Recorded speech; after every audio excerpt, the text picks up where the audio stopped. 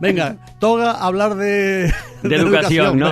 Venga, pues vamos con ello, porque ante el inicio del curso escolar, el próximo lunes 11 de septiembre, hay debates que están candentes. Al margen de las dificultades de muchas familias para poder afrontar el desembolso que supone la vuelta al cole en material y demás elementos, hay una realidad tangible también: el descenso del número de alumnos. La pregunta es, ¿por qué no se aprovecha para bajar las ratios o para descartar conciertos con los privados en vez de cerrar líneas o colegios públicos enteros? Esa es una cuestión que vamos aquí a someter al debate de las dos personas que nos acompañan en los estudios, que es una, la presidenta del Consejo Escolar de Canarias, Natalia Álvarez, y otro, el presidente de AMPE, Pedro Crespo. Señores, bienvenidos, gracias a los dos. Gracias a ustedes. Bueno, gracias por estar con nosotros aquí en los estudios de Radio Club Tenerife, pero antes de hablar de la materia que ha estado tocando Héctor, hoy nos hemos encontrado con una noticia, se lo preguntábamos incluso al expresidente del Gobierno de Canarias, a Ángel Víctor Torres.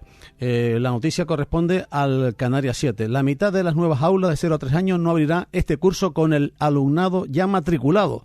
Educación comunica que 29 colegios canarios no podrán estrenar el primer ciclo de infantil y 36 lo harán en enero por el retraso de las obras. Al respecto, ¿qué nos puede decir, Natalia?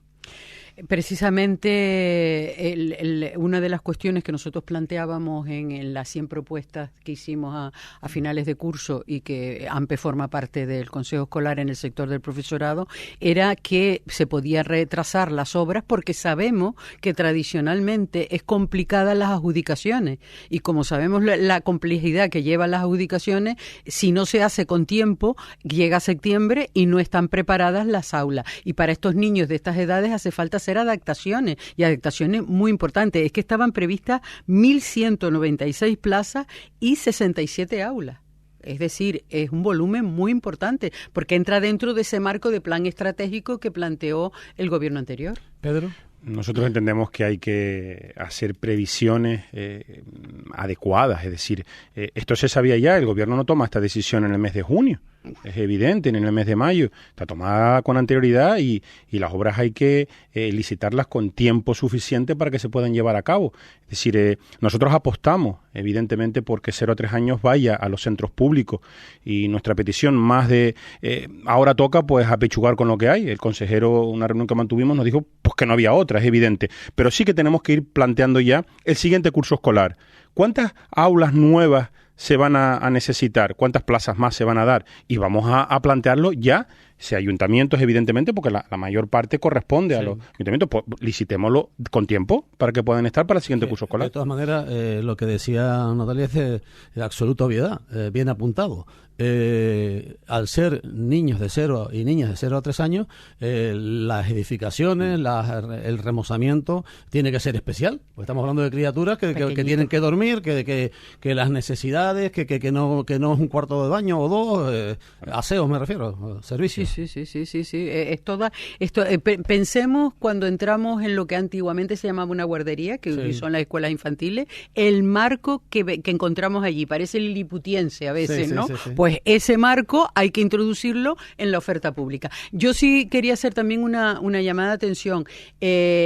Por supuesto, la oferta tiene que ser amplia, reconocer el esfuerzo que se ha hecho desde instancias privadas a lo largo de los años y sobre todo de los ayuntamientos. Pero también es cierto que hay que buscar fórmulas de apoyo, de ayuda a las familias más vulnerables para que esas plazas las tengan independientemente de que puedan ser en un centro público o en otro tipo de centro. Pero además la frontera, si mal no recuerdo, por algún caso que sí recuerdo por parte de una oyente, la frontera entre quedarte como reunir los requisitos para optar y quedarte fuera, la diferencia económica es mínima, ¿no? Sí. Me acuerdo una chica que decía, mira Juan Carlos, los que tengan unos ingresos inferiores a no sé cuánto, no lo recuerdo, pero decía, es que yo estoy 300 euros por encima de la frontera que marca el que entre o no entre, y por 300 euros me quedo sin la posibilidad de que mi niña o mi niño entre la posibilidad de estar en un centro de 0 a 3 años. Esto es una apuesta que se ha hecho por el gobierno a nivel nacional primero y después a nivel de todas las autonomías o de gran parte de ellas. De luego en Canarias sí que se apostó, el anterior gobierno apostó fuerte por esta cuestión y este actual gobierno también nos manifiesta que va en esa línea. Claro, es que, insisto, es cuestión de previsión, es decir, es que no es más. Y vamos a pensar, como decía, en el siguiente curso escolar, que se decidan cuántos más se puede habilitar Y desde ahí, pues, realizar todas las medidas oportunas. Las familias tienen derecho a esta situación, no solamente por conciliación familiar, sino también por lo que es la educación de los niños y las niñas, a esas edades que bajo nuestro punto de vista son fundamentales, y es quizás donde más esfuerzos se deberían dedicar, porque es la base, y después a partir de ahí, en muchas cuestiones, inversión lingüística y otras cuestiones, si se apostase de verdad por ahí, otro gallo nos cantaría quizás. Bien, entramos en materia, lo que habíamos, Héctor anunció como argumentos para debatir en estos 19 minutos que quedan aquí en la antena de Radio Club Tenerife, Hoy por Hoy Tenerife. La pregunta tiene que ver con las aperturas de la familia y el material escolar y demás elementos. ¿Están, digamos, respaldadas las familias de menos recursos para poder contar con el material necesario para que las niñas y los niños no sufran ese retraso respecto a quienes sí tienen capacidad económica para mandar a los chicos con todo el colegio? Sin duda, a lo largo de los años se han puesto en marcha muchas medidas de apoyo a las familias más vulnerables, y cuando llegó la pandemia se hizo un esfuerzo específico muy grande, ¿no? Pero sin duda también eso lleva a que la familia, con el encarecimiento que hay, necesiten que los centros cuenten con recursos. Es decir, muchas veces las ayudas para la familia son más complicadas administrativamente que a lo mejor dotar a los centros con los recursos suficientes para que las familias no tengan que aportarlas, sino que estén ya en los centros. Y enlazando esto con lo que decías de 0-3 años, una prueba de la demanda social de 0-3 años es que donde, hace poco se publicaba también en la prensa, que donde ha crecido la población es en 0-3 años y en FP. Entonces, lo cual indica que es que hay una demanda social. Entonces, todo eso hay que tenerlo con lo que siempre reclamamos, inversión. Yo creo que ahí, al final, con este tema, pasa como con otros. Se confunde o se plantea la educación, cuando hablamos de materia económica, como un gasto. Y ahí es que ese es de verdad el verdadero problema. En educación no se gasta, en educación se invierte. Y yo creo que eso no es la frase bonita y la frase típica, sino que es la realidad. Pero a través de los diferentes gobiernos siempre, digamos que prima ese concepto. Con carácter general, sí. No quita el que tengan buenas políticas, que yo creo que la han tenido. Todos los gobiernos, algunas mejores que otras, pero bueno, en general se han tenido. Pero cuando hablamos de materia económica es esto, es que no me llega, es que no puedo porque no tengo. Es decir, nosotros desde ahí lo que planteamos es algo que es muy simple, que es cumplir nuestra ley canaria de educación. Se supone que las leyes están para cumplirla. Si se dedicase el 5% del PIB a la educación, otro gallo nos cantaría. Es decir, siempre será insuficiente, siempre se puede dedicar más, igual que en sanidad, es obvio, siempre podemos dedicar más.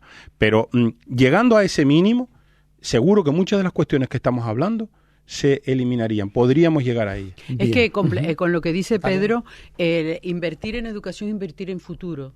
Queda una frase que es muy bonita, se usa mucho, etcétera, etcétera, pero es que la realidad es que estamos en un siglo lleno de incertidumbre y tenemos que tener una población formada y preparada. Luego, invertir en educación es invertir en desarrollo económico y desarrollo social. Realidad tangible, como decía Héctor Palmero, el descenso del número de alumnos. La pregunta: ¿por qué no se aprovecha para bajar las ratios o para descartar conciertos con los privados? Nosotros esto lo vemos muy, muy claro. Desde AMP hemos planteado, ni siquiera el anterior gobierno, sino el anterior, la necesidad de un plan plurianual de reducción de ratios. Es decir, esto para nosotros es una necesidad compartida con el Consejo Escolar de Canarias. Si llegásemos a disminuir el número de alumnos y alumnas que hay en cada aula, no para que el profesorado trabaje menos, vamos a trabajar lo mismo, pero sí podremos atender mejor a la diversidad. Y esto es una oportunidad. Coincido con el análisis que hiciste, porque ya lo hemos planteado al gobierno, al anterior también se lo hicimos. Hay una disminución de natalidad, aprovechémoslo. Vamos a bajar esas ratios de una forma un poquito más agresiva por abajo, por 3 años. Vamos a empezar desde ahí, vamos a bajar unas ratios a 15, a 16, vamos a hablar. ¿Cuántos están ahora mismo? A 20 y pico alumnos, es decir, es que no sé, y hasta 25 se pueden llegar, hablando de infantil, sin contar el 10% que se puede aumentar, que lo vemos bien, por cuestiones que no se prevén a nivel de matrícula. Y miremos en otras etapas, es decir, cuando hablamos del plan plurianual de reducción de ratio, el anterior gobierno actuó bien, poco, bajo nuestro punto de vista, pero bueno, en bachillerato se bajó de 35 a 30, en primero y segundo de la ESO de 30 a 27. Son pasos. Se eliminaron los grupos mixtos casi en su totalidad en primaria. Vamos a hacer una apuesta, y AMPE no pide que sea para allá. Es decir, por eso planteamos del plan plurianual. Vamos a mirar a 3, 4, 5 años vista y vamos a ir disminuyéndolas poco a poco, insisto, en la misma línea que se planteaba, como decía, empezando por abajo principalmente. ¿Y por qué prima la idea de cerrar y no bajar las ratios? Porque, te ahorras dinero otra vez, ¿no? Volvemos con la caja, con el cochinito y las monedas, ¿no? Ahí está la cuestión. Y después una cosa que... Cochinito es una figura metafórica, no se vayan ahora a meterme un paquete ahora. No, y hay otra cuestión que es que hay zonas que se están envejeciendo y entonces cerrar centros significa que no fijas esa población, porque las parejas jóvenes lo que quieren es tener un colegio cerca. Siempre lo repito, el alcalde de los... del Paso, cuando estuvimos en el CEMA, decía, aquí la unidad escolar es fundamental. Claro. Es fundamental. Dice, porque si no tengo aulas, la población se me va para Tenerife. Claro. Se me va para otro lado. Exactamente. Casi, ahí está lo que son las unitarias en nuestra tierra. No me salía el nombre. ¿Sí? Claro, las unitarias... Las unitarias han sido fundamentales. Claro, es que las unitarias dicen, tú es que eso no compensa económicamente. Claro, es que es evidentemente que no compensa. Pero es que tenemos que partir de dos realidades a las que tenemos derecho. Primero, esa vinculación con un barrio, es decir, que conlleva el tener ese colegio pequeñito, que hay 10 alumnos, que hay 12, que hay 13, pero hay una vinculación, hay una referencia, y eso es muy importante. Aquí no solo hay que mirar la parte economicista, y después, por otro lado, la enseñanza que implica esas escuelas unitarias. Es decir, hay familias que tienen derecho a optar como por otras realidades a nivel de colegios concertados, con ideologías, y se tiene todo el derecho del mundo. También la familia tiene derecho a optar por esa educación más cooperativa que se tiene en un aula unitaria, donde los mayores van ayudando a los pequeños, el profesor interviene, coordina, gestiona. Esa realidad también tenemos que tener derecho a ella. De ahí es donde planteamos que no, como decíamos, no al tema economicista de reducir, pues porque compensa más coger una guagua y llevar a los chiquillos y las chiquillas al colegio que está a 10 kilómetros. Claro que compensa, pero ¿realmente compensa en calidad educativa? No, y sobre todo que, bueno, constitucionalmente está la libre elección de centro, eso está claro. Entonces las familias eligen libremente dónde quieren enviar a sus hijos e hijas, si la quieren enviar a un colegio público, lo quieren enviar a un colegio concertado o a un colegio privado. Hay las tres redes en este país.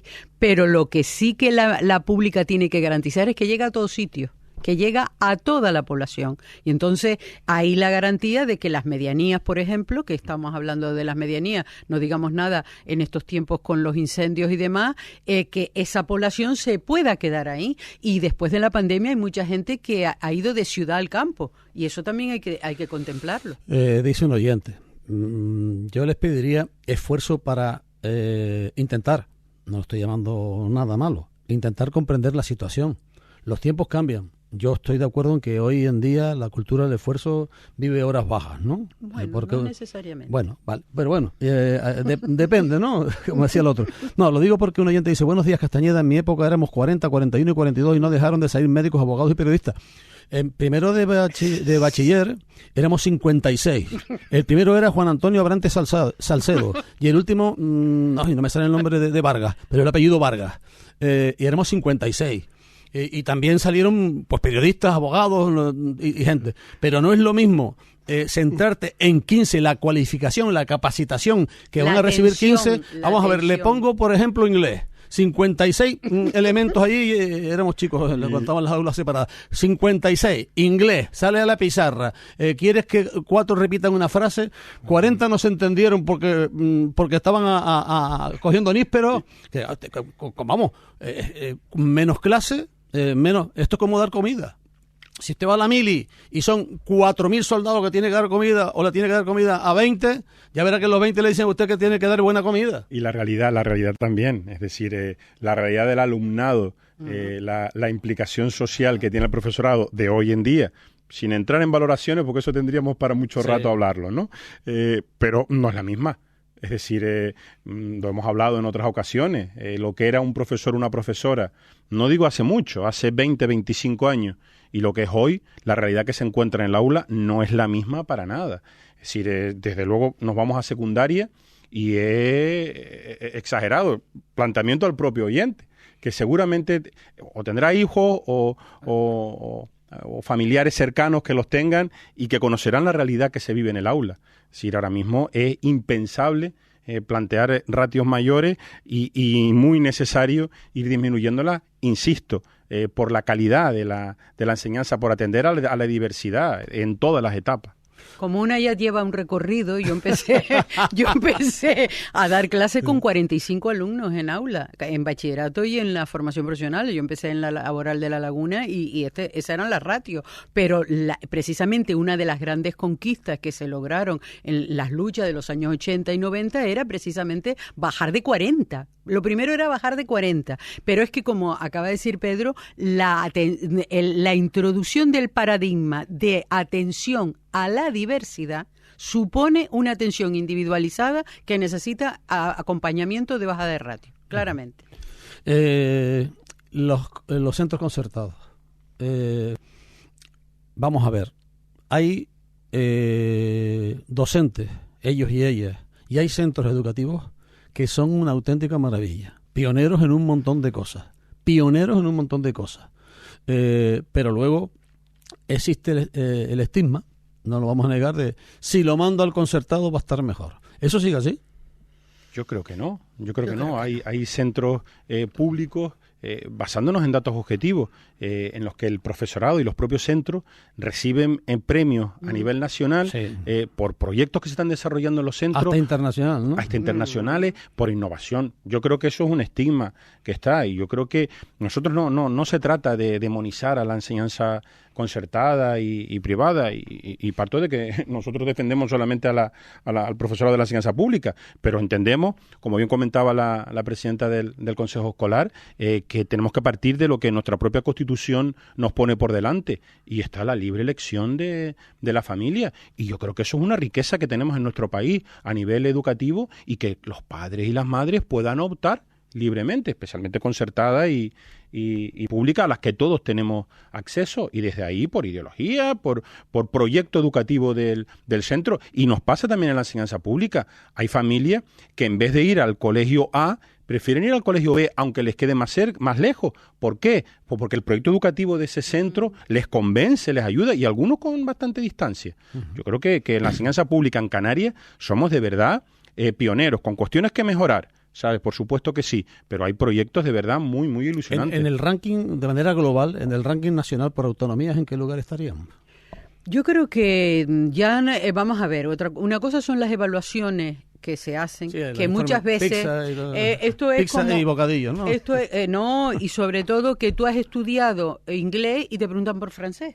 Eso puede ocurrir perfectamente en las evaluaciones. Estábamos, lo que decía antes el oyente del esfuerzo, estamos ahora con una enseñanza competencial. ¿Por qué? Porque las evaluaciones internacionales van por ahí también. Entonces, es un cambio. Pero para que lo entiendan los oyentes, te preguntamos y tienes que saber explicarlo, no saberte las 15 líneas de cabeza, sino decir, esto que estudié es esto. Sí. Y sirve para aplicar de esta manera. A los Reyes Godos y los ríos de España. Menos mal que uno viajó con el Tenerife, porque si no... ¿Y no te sabías los barrancos? No, por ejemplo. No, yo siempre los oyentes lo saben. Yo tuve un profesor catedrático luego de Geografía e Historia, se murió hace muchos años, en paz descanse, don Alfonso Trujillo, y ese cogió el libro, vengan para acá, esto se acaba aquí. ¿Cómo van a saber ustedes el Mulhacén y la montaña de Vélez, el pico de Vélez? Venga, los barrancos y las comarcas. Y hacían lo propio con la península. Esto aquí, Barcelona, tal, esto, las comarcas. Y me acuerdo siempre de Vic, porque había un compañero que le preguntó en el examen, ¿por qué es famoso el municipio de Vic en Cataluña? Y él puso por los bolígrafos, casi lo mata, era por la chacinería, casi lo mata.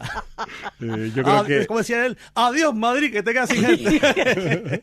Yo creo que una de las cuestiones buenas que ha tenido la nueva ley y también la anterior es esa apuesta por el aprendizaje competencial, por entender que no solamente se trata de aprender, sino de saber aplicarlo. Nosotros estamos muy de acuerdo con ese planteamiento, pero no olvidar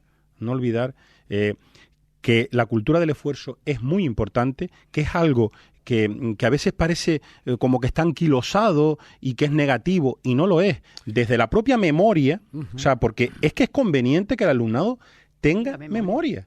Es que hay que saber utilizarla, claro. Y eso se enseña, como todas las cuestiones. Evidentemente, tú te sientas en un bar y viene un catedrático o una persona que sabe de la mar, por ejemplo, y tú pones el oído, pero pones el oído, retienes, pero no tienes el conocimiento. O sea, tiene que ser todo complementario. De todas maneras, yo sí comprendo lo matizable, la necesidad de matizar lo de la cultura del esfuerzo. O sea, las generaciones anteriores, sí.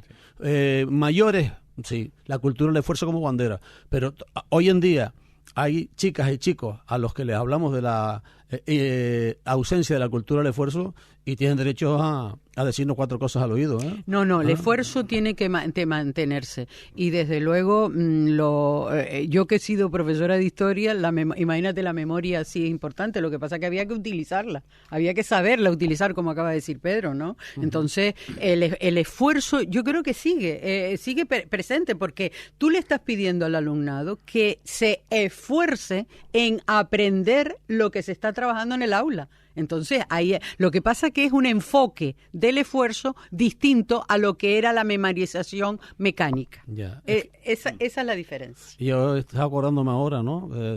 Para que vea la gente más joven que no es criticable, que no los criticamos, a los que se tocan la nariz sí y que lo tienen, y a los que le hemos cometido el error de darlo absolutamente todo. Hablo de manera genérica. A los hijos, ¿no? Para que no pasara lo mismo que nosotros. Pero el otro día, yendo a los relejos, me contaba una persona, joder, ¿te acuerdas de aquel pediatra? Aquí está. Le digo, sí, yo traía a mis hijos aquí con mi mujer en aquel entonces, y me decía, ese hombre bajaba de Icó el Alto hasta Los Realejos para recibir clases, lloviendo, tronando o con un solajero de 1000 pares de narices. Y cuando terminó la fase previa a ir a la universidad, bajaba caminando hasta la autopista para que lo llevaran en autostop, de una familia, reventada, o sea, de una familia económicamente débil. Ese ha sido el gran esfuerzo del pueblo canario. Ha habido islas, yo por ejemplo que soy de La Palma, en mi isla siempre apostó todas las familias porque sus hijos tuvieran becas. Además, una vez me lo dijeron en la Universidad de La Laguna, que era una de las islas con mayor solicitud de becas. ¿Por qué? Porque querían que sus hijos, lo que acabas de decir, llegaran más lejos que lo que habían llegado ellos. Pedro, para concluir, para concluir al respecto. Para concluir, que estamos a punto de que el alumnado ya se incorpore a partir del próximo lunes en infantil, primaria y secundaria, desde el punto de vista del profesorado, con ilusión por desarrollar lo que es nuestra vocación docente, y también con la petición de que esas intenciones que ha manifestado el nuevo consejero pues se vean reflejadas no solamente a nivel presupuestario, sino a nivel de negociación de todas las cuestiones que tenemos sobre la mesa para mejorar al final no solo nuestras condiciones laborales, sino en general la educación de nuestra tierra. Natalia, Pedro, Natalia, muchísimas gracias por estar con nosotros. Muchas gracias. Y saben que nos tienen de verdad a su entera disposición, que la educación para nosotros es pilar fundamental de la radio y del